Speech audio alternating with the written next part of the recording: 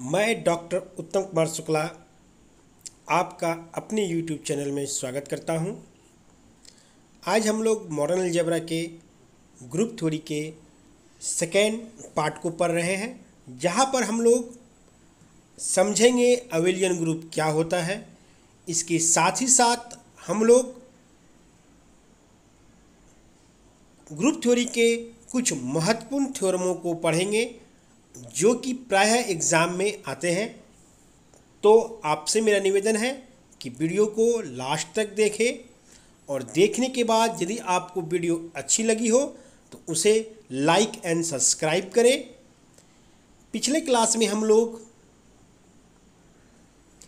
Group theory के definition, abelian group, monoid, semi group को पढ़े थे। यदि जो बच्चे पहले वीडियो नहीं देखे हों तो जाके वो वीडियो को देखें फिर से। मैं डॉक्टर उत्तम शुक्ला आपका इस वीडियो में स्वागत करता हूं। हम लोग ग्रुप थ्योरी पढ़ रहे थे जो बहुत ही आसान और बहुत ही हमारे बेसिक नॉलेज था। ग्रुप थ्योरी के नेक्स्ट पड़ाव में आता है अबेलियन ग्रुप। तो अभी तक बच्चों हम लोग जान चुके थे ग्रुप किसी भी सेट पर एक खास रिलेशन के तहत हम उसे ग्रुप डिफाइन कर सकते हैं। जैसा कि हम लोग सेट थ्योरी में पढ़ते थे इक्विवेलेंस रिलेशन, जहाँ पर हमारा सेट के अंदर के एलिमेंट जो है आपस में रिफ्लेक्सिव, सिमेट्री और ट्रांजिटिव रिलेशन को सेटिस्फाई करता था। बट ग्रुप में क्या होता है, यहाँ भी हम लोग उसी सेट की चर्चा करेंगे, उसी ही नॉन एम्प्टी सेट की चर्चा करेंगे।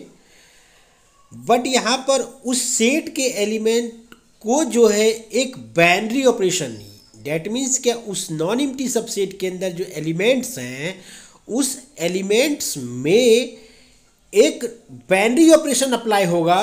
वह कुछ भी हो सकता है, एडिशन हो, सब्ट्रैक्शन हो, मल्टीप्लिकेशन हो, डिवीज़न हो, मॉडुलो हो, यूनियन हो, इंटरसेक्शन हो। डेट मीन्स क्या, उस बाइनरी ऑपरेशन के अप्लाई करने के बाद जो ग्रुप होने के लिए हमारा प्रॉपर्टीज है, closure law, associative, existence of identity, existence of identity inverse, ये सभी प्रॉपर्टीज को यदि वह एलिमेंट आपस में होल्ड करते हैं तो वैसे नॉन एम्प्टी सेट को ग्रुप कहेंगे। हमको लगता है अब आप लोग बेहतर ढंग से ग्रुप समझने लगिएगा। हम लोग जब अबेलियन ग्रुप की डिफिनेशन को पढ़ लेंगे, क्योंकि अबेलियन ग्रुप को दूसरे नाम से हम लोग कम्यूटेटिव रिंग भी कम्यूटेटिव ग्रुप भी कहते हैं। अबेलियन ग्रुप क्या होता है, वैसा ग्रुप जो ग्रुप के सभी प्रॉपर्टीज को सेटिस्फाई करने के साथ साथ कम्यूटेटिव लॉ को भी होल्ड करे। डेट मीन्स यदि वह बाइनरी ऑपरेशन हमारा एडिशन का है तो a plus B equal to हमारा b प्लस ए हो। That means 5 plus 6 equal to हमारा 6 प्लस 5 हो। जनरल लाइफ में तो 11, 6 प्लस 5 इक्वल टू 11 और 5 plus 6 equal to 11, 11 equal to 11। That means true. या यदि ऑपरेशन हम लोगों का मल्टीप्लिकेशन का है तो 3 क्रॉस 4 इक्वल टू 4 क्रॉस 3 हो।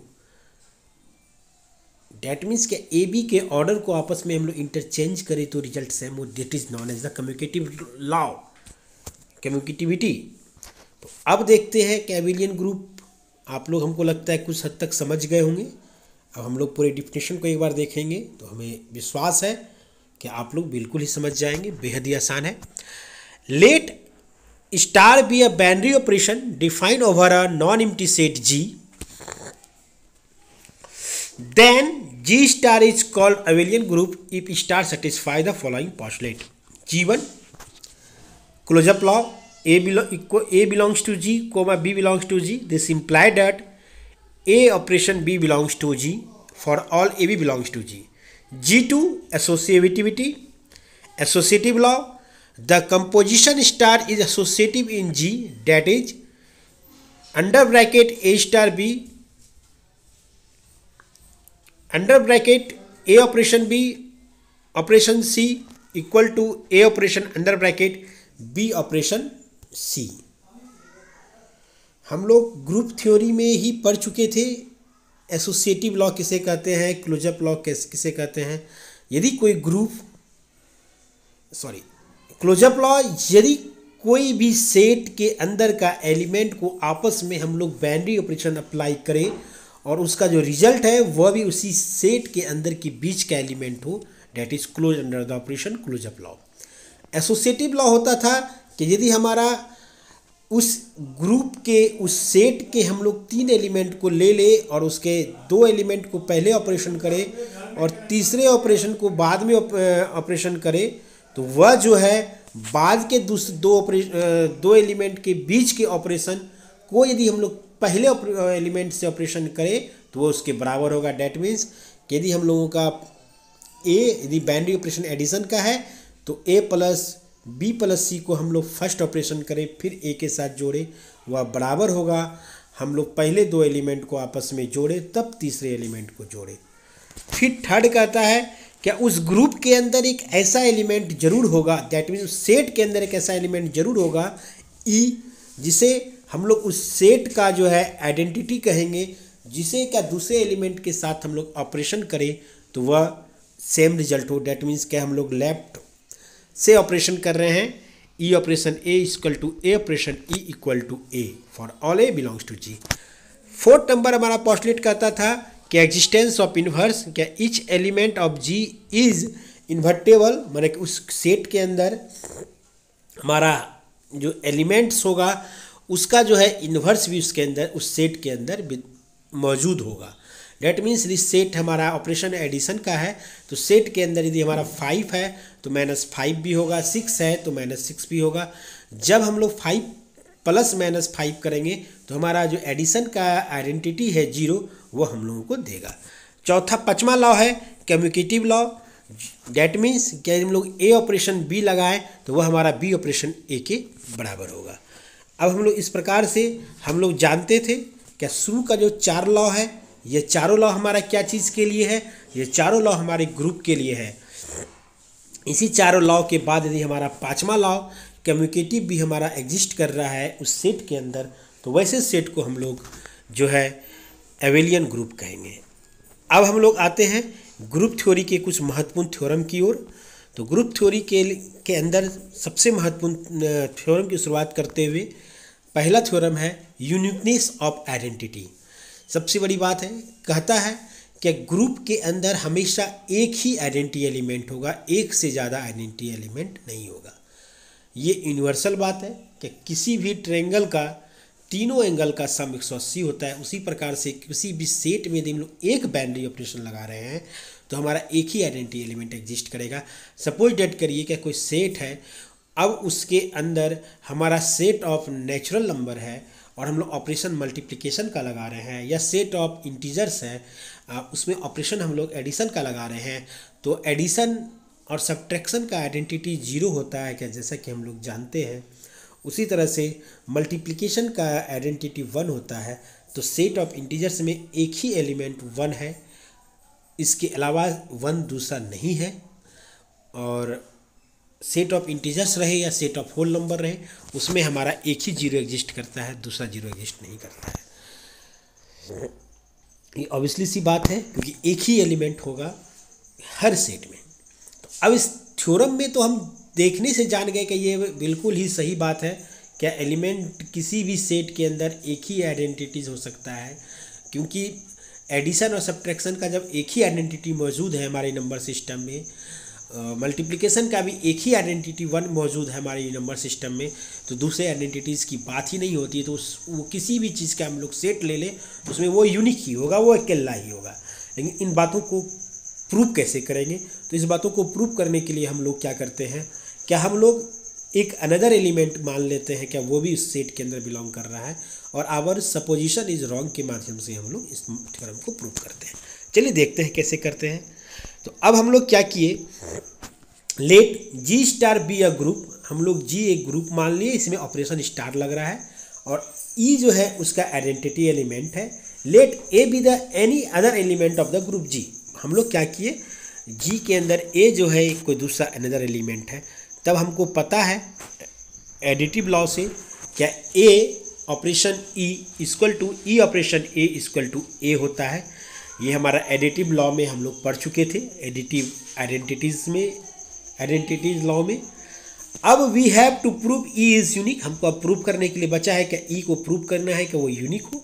तो हम लोग क्या करते हैं, सपोज करते हैं E is the not unique. हम लोग उसको सपोज करते हैं ई नॉट यूनिक है। जब ई यूनिक नहीं है तो उस ग्रुप के अंदर हमारा ई डैश एक और आइडेंटिटी होगा उस सेट के अंदर। तो हम लोग क्या किए, ई डैश को जो है एक E dash with another identity element of the group G star, मतलब जी ऑपरेशन स्टार के साथ, दैट मीन्स और where E dash not equal to E मान लिए। हम लोगों को पता चल गया आइडेंटिटी लॉ से क्या A star E equal to E star A equal to A होता है। तो दैट मीन्स क्या ई क्या है, आइडेंटिटी है उस ग्रुप का, और वो अब हमको प्रूव करना है कि ये यूनिक है। तो इसको प्रूव करने के लिए हम मान लिए कि ये यूनिक नहीं है, तो हम लोगों को दूसरा आइडेंटिटी एलिमेंट ई डैश मान लिए कि उस ग्रुप के अंदर एग्जिस्ट करता है, जो कि ई डैश और ई बराबर आपस में नहीं है। तो देन हमारा क्या होगा, from the existence of identity element, identity law से क्या लिख सकते हैं, क्या ई A star A E dash equal to E star A equal to A. इसको हम लोग इक्वेशन 2 मान लिए, इसे हम लोग इक्वेशन 1 माने थे। तो आइडेंटिटी लॉ के तहत हम लोग लिख सकते हैं क्या, A operation E dash equal to E operation A equal to ए।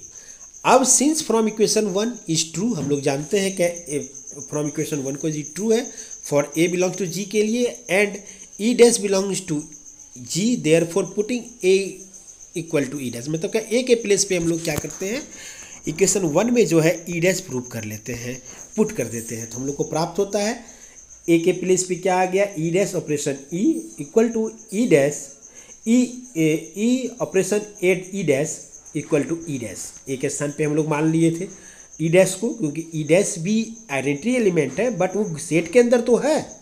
जब उस सेट के अंदर एलिमेंट है तो कोई भी एलिमेंट के तौर पे उसको यूज कर सकते हैं, तो हम लोग कर लिए। सिमिलरली इसी तरह से हम लोग ई को भी हम लोग इक्वेशन 2 में पुट करते हैं, मतलब 1 में ई डैश को एक अनदर एलिमेंट के तौर पे यूज कर लेते हैं, और इक्वेशन 2 में ई जो फर्स्ट इक्वेशन का आइडेंटिटी था उसको हम लोग दूसरे इक्वेशन में अदर एलिमेंट के तौर पे यूज कर लेते हैं। और इस प्रकार से हम लोग जो है 3 और 4 इक्वेशन प्राप्त करते हैं। अब यहाँ पे तीसरा नंबर इक्वेशन में हमारा E dash operation E equal to E operation E dash equal to E dash आ गया, और चौथे नंबर इक्वेशन में हमारा E operation E dash equal to E dash operation E आ गया, जो ई के बराबर है। अब हम लोग फ्रॉम इक्वेशन 3 और 4 से लिख सकते हैं क्या ई डैश जो है ई के बराबर है, जो कि हम लोग माने थे ई डैश ई के बराबर नहीं था। तो अब हम जो माने आवर सपोजिशन इज रॉन्ग हो गया, यहाँ पे जो हमने माना था आवर सपोजिशन इज, वो हमारा क्या हो गया, रॉन्ग हो गया। तो 10 इस प्रकार से हम लोग कह सकते हैं क्या ग्रुप के अंदर आइडेंटिटी एलिमेंट एक ही होता है, 10 identity element in a group is unique. चलिए इसी तरह से जब हम लोग यह जानते हैं क्या ग्रुप में आइडेंटिटी एलिमेंट एक होता है तो आइडेंटिटी इन्वर्स भी इसका यूनिक ही होगा। तो अब ये सेकेंड नंबर थ्योरम है क्या, यूनिकनेस ऑफ इन्वर्स, मतलब जिस प्रकार से हमारा आइडेंटिटी एलिमेंट यूनिक है तो उसका इन्वर्स भी यूनिक होगा। मतलब 5 है तो -5 ही होगा, 5 का दूसरा इन्वर्स नहीं हो सकता एडिशन में। अब इसलिए सी बात है 5 को यदि हम लोग ऐसे नंबर से जोड़े या घटाए जो क्या आइडेंटिटी दे तो वो -5 ही होगा, और ऐसा नंबर जो 6 को हम लोग गुना करें जो आइडेंटिटी एलिमेंट मल्टीप्लिकेशन का 1 दे तो 1/6 से होगा। 6 के को ऐसा कोई दूसरा एलिमेंट नहीं है जिससे गुना करें 1/6 के अलावा जो 1 दे। तो चलिए अब इस थ्योरम को देखते हैं। The inverse element of an element in a group is unique. अब यहाँ पर देखिए सवाल आप लोगों के एग्जाम में जो है इस तरह से थ्योरम आएगा, to prove that inverse element of an element is a group is unique, या state and proof uniqueness of inverse in group theory. आपको क्वेश्चन की तरीके अलग अलग हो सकते हैं, लेकिन हमारा जो उसका सॉल्यूशन होगा, उसका जो प्रूविंग होगा वो सदैव एक जैसा होगा। तो चलिए अब हम लोग देखते हैं इस थ्योरम को कैसे प्रूव करते हैं। लेट हम लोग इसमें सपोज करते हैं A B the any element of a group जी,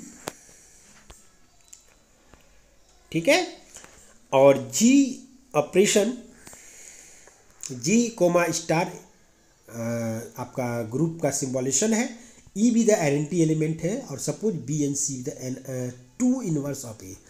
अब हमको पता है कि ए का इन्वर्स जो है माइनस ए होगा या 1/a होगा।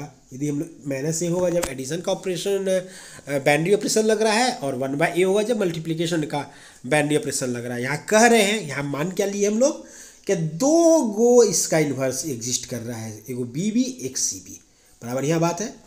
इस थ्योरम को हम लोग अनदर मेथड से भी प्रूव कर सकते हैं, जैसे हम लोग पहला नंबर थ्योरम प्रूव किए थे आपका आइडेंटिटी इज यूनिक वाला। लेकिन यहाँ पर थोड़ा सा हमने इसको थ्योरम को हल्का किया है, क्या इसमें हम लोग सेट थ्योरी का कुछ प्रॉपर्टीज़ को अप्लाई करके इसको और थोड़ा छोटा किया है। इसे देखिए बेहद ही अच्छा लगेगा आप लोगों को। तो यहाँ पर हम लोगों को ये पता है आइडेंटिटीज़ का लॉ ए बी, यहाँ पे हम लोग लिख सकते हैं यदि ए एलिमेंट है और बी हमारा उसका क्या है अनदर एलिमेंट है, आइडेंटिटी एलिमेंट है, तो ई गुना ए तो बना बी गुना B operation A equal to E और ए ऑपरेशन बी। इसी तरह से हम भी लिख सकते हैं सी उसका आपका इन्वर्स है, तो हमारा C A equal to E equal to A C. हम लोग दोनों अलग अलग आइडेंटिटीज़ है सी बी और बी बी, तो हम लोग दोनों आइडेंटिटीज़ का जो फार्मूला हम लोगों का होता था क्या ई a equal to a equal to a e. इस पे हम लोग ई के स्थान पे एक बार हम लोग क्या किए बी पुट कर दिए, एक बार ई के स्थान पे हम लोग क्या किए सी पुट कर दिए। इस स्ट्रक्चर पे हम लोग पुट करके हम लोग दो इक्वेशन तैयार कर लिए। अब हमको पता है क्या ए सी, यदि हम लोग इसकी बात करते हैं ए सी इक्वल टू यहाँ पे ई है, हम इस वाले इक्वेशन को लेके चले और हम लोग दोनों तरफ क्या किए हम लोग लेफ्ट में आपका बी से प्री मल्टीप्लाई किए, तो हम लोग लिख सकते हैं बी ब्रैकेट के अंदर ए c equal to B E. अब ए सी जो है हमारा वो क्या है, ए सी का वैल्यू हमारा ई है, तो ई के स्थान पे हम लोग क्या कर लिख सकते हैं सॉरी बी ए सी लिए नहीं हम लोग सपोज डेट करिए, ठीक है।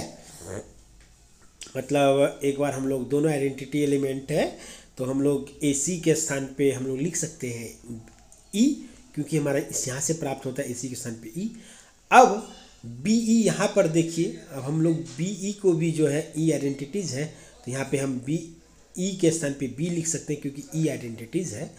ऑल्सो इसी तरह से हम लोग क्या किए ए बी सी को जो है ऑर्डर में, फिर यहाँ पर हम लोग बी ए के साथ एसोसिएटिव लॉ के तहत जो है हम लोग पहले ऑपरेशन में सी लिखे और फिर बी ए बराबर हम लोग इक्वेशन फर्स्ट से लिख सकते हैं ई और फिर यहाँ पे सी हुआ। इस प्रकार से हम लोग देख रहे हैं b a c equal to b a c में हमारा दोनों जगह पे बी इक्वल टू सी आया, but in group composition is associative, ये ग्रुप एसोसिएटिव है तो इस तरह हम लोग लिख सकते हैं therefore b a c equal to b a सी।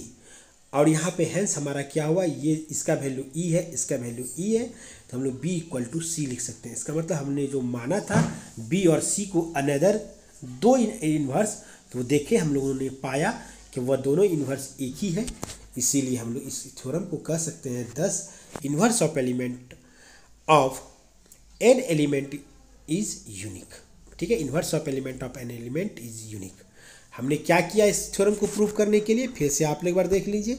इस थ्योरम को प्रूव करने के लिए हम लोगों ने क्या किया, एक एलिमेंट ले लिए उस ग्रुप के अंदर एग्जिस्ट कर रहा है, ई क्या है उस ग्रुप का आइडेंटिटी एलिमेंट है, बी और सी जो है उसका दो वो इन्वर्स लिया।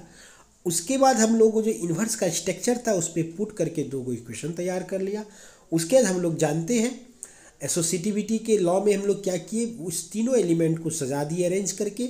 एक बार हम लोगों ने पहले ऑपरेशन लगाया एसी पे और फिर मल्टीप्लाई में बी रखा, और इस प्रकार से एसी का हम लोग इस इक्वेशन से लिख सकते हैं ई, और फिर बी और ई को हम लोग बी लिख सकते हैं आइडेंटिटी एलिमेंट के तहत, तो बी लिख दिए। उसी तरह से हम लोगों ने क्या किया, यही ए बी सी के अरेंज में पहले एसोसिएटिविटी इधर से लगाया, और हमारा ये क्योंकि हमारा ग्रुप जी है तो ग्रुप जी है, एलिमेंट ए ग्रुप जी का एलिमेंट है, बी और सी भी हमारा ग्रुप जी का एलिमेंट है, तो ग्रुप है के अंदर का एलिमेंट है, डेट मीन्स कि वो ग्रुप के चारों प्रॉपर्टीज को सेटिस्फाई कर रहा है तभी वो ग्रुप के अंदर है, मतलब वो क्लोज्ड अंडर द ऑपरेशन है, एसोसिएटिविटी भी वो फॉलो कर रहा है, साथ ही साथ उसके अंदर आइडेंटिटी इन्वर्स ही बिलोंग कर रहा है। इसीलिए हम लोग इस दो एसोसिएटिविटी को हम लोग लिख सकते हैं कंपोजिट के थ्रू, और यहाँ पे लिख के मैंने क्या किया, ए सी के स्थान पे ई और बी ए के स्थान पे ई है। इस प्रकार से हमने देखा कि बी इक्वल टू सी है। डैट मीन्स यह हुआ कि हमने माना बी और सी अलग अलग, लेकिन पाया कि वह दोनों जो है एक दूसरे के बराबर है। इस प्रकार हम लोग कह सकते हैं कि ग्रुप के अंदर एक ही इन्वर्स एग्जिस्ट करता है। चलिए अब थ्योरम नंबर 3 को हम लोग देखते हैं। थ्योरम नंबर 3 भी बहुत अच्छी इंपॉर्टेंट थ्योरम में से एक है, एग्जिस्टेंस ऑफ कैंसिलेशन लॉ। और एग्जाम में या तो आएगा to prove state and prove the existence of cancellation law, या आपका इस फॉर्म में क्वेश्चन रहेगा एग्जाम में, if a B C belongs to g then a B equal to A c. और हमारा लेफ्ट में जो आप ए देख रहे हैं, ये लेफ्ट का ए आपस में कैंसिल होके बी इक्वल टू सी हो जाए। इसको हम लोग लेफ्ट कैंसिलेशन लॉ के नाम से जानते हैं। और यहाँ बी ए इक्वल टू ए सी ए, या राइट में आपका जो है ए कैंसिल हो जाए तो बी इक्वल टू सी हो जाए, तो इसको राइट कैंसिलेशन लॉ कहते हैं। यदि सपोज डेट करिए हमारा कहीं भी 5x है इक्वल टू 10y है, तो हमारा ये आपस में कैंसिल होता है, x इक्वल टू 2y हो जाता है। तो ये तो हम लोग लिख सकते हैं। ये जो लिखते हैं ये किस आधार पे लिखते हैं, आज तक जो हम लोग इस कैलकुलेशन किए थे ये हम लोग लेफ्ट कैंसिलेशन के आधार पे लिखते थे। यदि सपोज डेट करिए आपका 5x है इक्वल टू यहाँ पर 7x स्क्वायर है, और हमारा देख रहे हैं कि राइट में x कट गया इसके स्क्वायर से, तो हमारा 5 इक्वल टू 7x हो गया। यहाँ पे जो राइट हैंड साइड में x कटता था, इसी को हम लोग राइट कैंसिलेशन लॉ के आधार पे लिखते थे। तो चलिए ये दो चीज़ जो हम लोग आज तक कैलकुलेशन करते आ रहे थे, उस दोनों लॉ का नाम जाने। मॉडल अलजेब्रा हम लोग आज तक यहाँ पे कोई भी ऑपरेशन या कोई भी चीज़ हम लोगों के लिए बिल्कुल नया नहीं है। जो बचपन से पढ़ते आ रहे थे उसी का मैथमेटिकल नोमेनक्लेचर है, उसी की स्टडी है, जिसे आप लोगों को देखना है। तो अब देखिए इसका प्रूफ क्या है। सिंस अब हम लोग A B C belongs to G, that means group का एलिमेंट है। यहाँ पे जैसे ग्रुप के एलिमेंट है, तुम्हारे माइंड में वो चारों प्रॉपर्टीज आ जानी चाहिए। क्या यह क्लोज्ड भी है, यह एसोसिएटिविटी भी फॉलो कर रहा है, यह हमारा आइडेंटिटी भी एग्जिस्ट कर रहा है, और ये आइडेंटिटी इन्वर्स को भी एग्जिस्ट कर रहा है। तो since A inverse belongs to G, therefore pre multiplying both side, A inverse जो है हम लोग क्या किए, ए इस वाले फर्स्ट वाले इक्वेशन में ए बी सी में प्री मल्टीप्लाई कर दिए। मतलब प्री मल्टीप्लाई और पोस्ट मल्टीप्लाई में क्या अंतर है। प्री मल्टीप्लाई का मतलब होता है यदि कोई x इक्वल टू वाई है, हम यहाँ पे कहीं प्री मल्टीप्लाई, तो मतलब 5 को हम लोग लेफ्ट हैंड साइड में मल्टीप्लाई करेंगे। पोस्ट मल्टीप्लाई यदि x इक्वल टू वाई है और हम यहाँ पे पोस्ट मल्टीप्लाई करें, तो 5 को हम लोग राइट हैंड साइड में मल्टीप्लाई किए। 5 के स्थान पे कोई भी नंबर, कोई भी डिजिट, कुछ भी हो सकता है। 5 मैंने एक एग्जाम्पल लिया। तो अब यहाँ पर देखिए प्री मल्टीप्लाई की बात हो रहा है ए इन्वर्स से, तो हम लोग क्या करेंगे, लेफ्ट हैंड साइड में ए इन्वर्स कर देंगे। तो ये इस प्रकार से हो गया। अब यहाँ पे गौर करो, एसोसिएटिव लॉ से हम लोग लिख सकते हैं इस चीज़ को, क्या लिख सकते हैं, a inverse a equal to into b equal to a inverse a into c. अब ए इन्वर्स ए जो है इसको हम लोग ई लिख सकते हैं, तो e equal to b equal to a inverse a c को क्या लिख सकते हैं, ई इक्वल टू सी। इस प्रकार से हमारा बी इक्वल टू सी, देखिए कितना हल्का थ्योरम था, तो प्रूफ हो गया, फर्स्ट नंबर प्रूफ हो गया। इस प्रकार से हम लोग लिख सकते हैं बी इक्वल टू सी। यहाँ पे देखिए वही चीज़ को मैंने किया है, ठीक है। अब सिर्फ नाम लिखा है। आपको मॉडल अलजेब्रा में ये सब चीज़ों को लिखना बहुत ज़रूरी है, क्योंकि इसी पे मार्किंग होता है, आप डायरेक्ट नहीं लिख सकते हैं। ए इन्वर्स ए बी क्यों किया मैंने, एसोसिएटिव लॉ को के तहत हम लोग लिख सकते हैं, क्योंकि ग्रुप के अंदर का एलिमेंट है तो एसोसिएटिव लॉ ये होल्ड करेगा। फिर हम लोग a inverse a existence of inverse law से थ्रू लिख सकते हैं ई, और फिर ई हमारा आइडेंटिटी है, तो ये आइडेंटिटी लॉ के तहत बी इक्वल टू सी लिख सकते हैं। फिर हमने क्या किया, ए इन्वर्स को जो है पोस्ट मल्टीप्लाई किया इक्वेशन नंबर सेकेंड में, बी ए इक्वल टू सी ए में, तो हम लोग पाते हैं कि यहाँ पर ए इन्वर्स आ गया। सेम यहाँ पर हम लोग क्या किए, इस ब्रैकेट के ऑपरेशन को एसोसिएटिव लॉ के तहत जो है यहाँ पर कर दिया, और इसको यहाँ पे कर दिया इस इक्वेशन में। देखिए अब a into a inverse equal to e होगा आइडेंटिटीज लॉ से, इन्वर्स लॉ से, आइडेंटिटीज इन्वर्स लॉ से, और फिर यहाँ पे भी a inverse a equal to identity inverse e लिख दिए। फिर ई जो है हमारा आइडेंटिटी लॉ से हम लोग बी इक्वल टू सी लिख दिए। तो हम लोग इस प्रकार से जो है दोनों थ्योरम को प्रूव कर लिए। अब अंत में एक और महत्वपूर्ण थ्योरम, रिवर्स रूल। हम लोगों को सवाल जो आता है इस थ्योरम से रिगार्डिंग में आता है, prove that the inverse of product of two elements of group is the product of the inverse of the elements in a reverse order. तो यहाँ पर या आप लोगों को डायरेक्ट लैंग्वेज में सवाल आएगा कि to prove that a b inverse is equal to b inverse into a inverse for all a b belongs to g. यह हमारा ये भी सवाल आ सकता है, ए ओ यहाँ पे ऑर्डर का सिंबल है, a order b inverse equal to b inverse order a inverse. तो अब देखिए इस थ्योरम को हम लोग प्रूव कैसे करते हैं। इस थ्योरम का प्रूफ बेहद ही आसान है। हम लोग यहाँ पर क्या करते हैं, हम लोग यहाँ पर a b multiply b inverse a लेते हैं और इसी पे हम लोग ऑपरेशन ग्रुप के डिफरेंट ऑपरेशन लगाकर जो है हम लोग यहाँ पर इसको ए लाते हैं। देखिए कैसे लाएंगे ये। हम लोगों ने क्या किया, क्या यहाँ पर हम लोगों ने ए बी ब्रैकेट के अंदर बी इन्वर्स ए इन्वर्स था ना। अब हम लोग यहाँ पे क्या किए, एसोसिएटिव लॉ का उपयोग करते हुए हम लोग ए बी को एक साथ लिखे और यहाँ पे हम लोग बी इन्वर्स और ए इन्वर्स को हम लोग साइड कर दिए। अब फिर हम लोग एसोसिएटिव लॉ से हम लोग लिख सकते हैं A B into B inverse और फिर यहाँ पे हमारा आ गया ए इन्वर्स। अब यहाँ पर देखिए b इंटू बी इन्वर्स हमारा e हो गया, तो a हम लोग लिख सकते हैं यहाँ पर a e और फिर हम लोग ब्रैकेट क्लोज कर दिए तो हमारा आ गया a इन्वर्स। हम लोगों ने क्या किया, under bracket a into b को into under bracket b inverse a में एसोसिएटिव लॉ के तहत जो है हम लोग क्या किए, इस तीनों चीज़ इसे हम लोग एक साथ ले लिए। अब b इंटू बी इन्वर्स जो है इसको आइडेंटिटी लॉ के तहत आइडेंटिटी इन्वर्स लॉ के तहत e लिख दिए। अब हमारा जो प्राप्त हुआ यहाँ पर अंडर ब्रैकेट ए ई और फिर मल्टीप्लाई में ए इन्वर्स, इसे हम लोग क्या करते हैं, इसे हम लोग लिख सकते हैं a और e का वैल्यू 1 तो a इन्वर्स a जो क्या हमारा बराबर हुआ e का। सेम प्रोसेस हम लोग लेके चलेंगे इसके लिए भी, मतलब क्या हम लोग b इन्वर्स a लिख लेते हैं और फिर यहाँ पे मल्टीप्लाई में जो है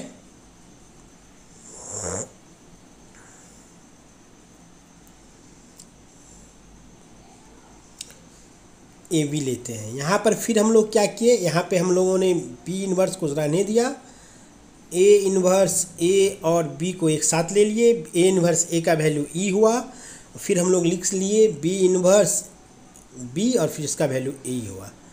तो यहाँ देखिए अब इस थ्योरम को हम लोग देखते हैं इसी तरीके से हम लोगों ने उपयोग करते हुए। तो अब यहाँ पर we have under bracket A B into B inverse A inverse, इसको हम लोग लिख सकते हैं बाय द एसोसिएटिव लॉ, बड़ी ब्रैकेट के अंदर फिर स्मॉल ब्रैकेट में ए बी फिर इंटू बी इन्वर्स और यहाँ पर फिर इसको हम लोग एसोसिएटिव लॉ से क्या किए, बी इस ब्रैकेट को यहाँ पे ले आए बी बी इन्वर्स और फिर इन्वर्स लॉ से हम लोग ई लिख दिए और फिर हम लोग एक्सीडेंस ऑफ आइडेंटिटी से ए इन्वर्स ए लिख के फिर ई लिख दिए। अब सेम यहाँ पर हम लोग बी इन्वर्स ए के साथ भी वही किए, एसोसिएटिव लॉ के तहत हम लोग ब्रैकेट चेंज किए और फिर बी इन्वर्स को रहने दिए। यहाँ पर हमारा ए इन्वर्स ए और बी के साथ हम लोग करते हुए ए इन्वर्स ए इंटू बी किए। अब यहाँ पर तीसरी बात हुई, यहाँ पर फिर हम लोग क्या किए, ए इन्वर्स लॉ के थ्रू ई हुआ और फिर b inverse under bracket e b को हम लोग बी इन्वर्स बी लिख सकते हैं by the law of identity और फिर b inverse b equal to e हुआ by the law of identities. इस प्रकार से हम लोग देखें कि हमारा a b under bracket A B into b inverse A inverse equal to under bracket B inverse A inverse into A B equal to हमारा ई आया। दैट मीन्स क्या, ये आप इसके ऑर्डर ब्रैकेट मल्टीप्लिकेशन के ऑर्डर को हम लोग इंटरचेंज भी कर रहे हैं, तो वो एक दूसरे से बराबर हो रहा है। तो अब यहाँ पे हम लोग लिख सकते हैं, ये जो हमारा बी इनवर्स ए इनवर्स है, ए को इस पार लेके चले गए तो 1 आ जाता है।